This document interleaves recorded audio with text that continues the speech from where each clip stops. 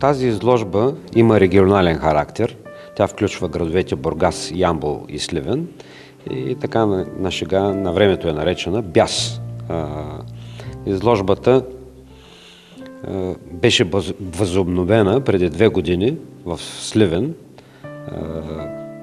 след 20 годишно прекъсване. Тя има ротационен характер. Тази година Ямбол е домакин на изложбата. В изложбата участват около 80 автори с 130 творби. Разположена е в 3 от залите на галерията. Преди 2 години споменах Сливен. Там изложбата мина също много добре, с много голям интерес.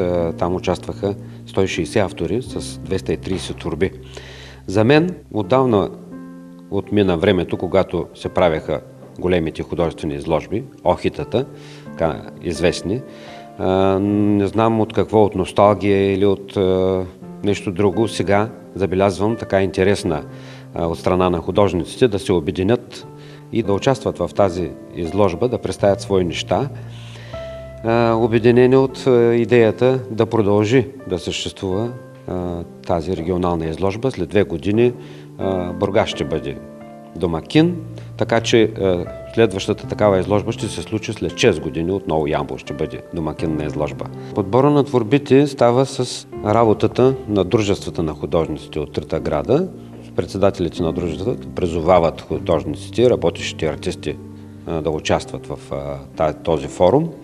И ето, свидетели сме, изложбата е вдигната. Представени са различни жанрове. В това отношение е многообразна изложбата.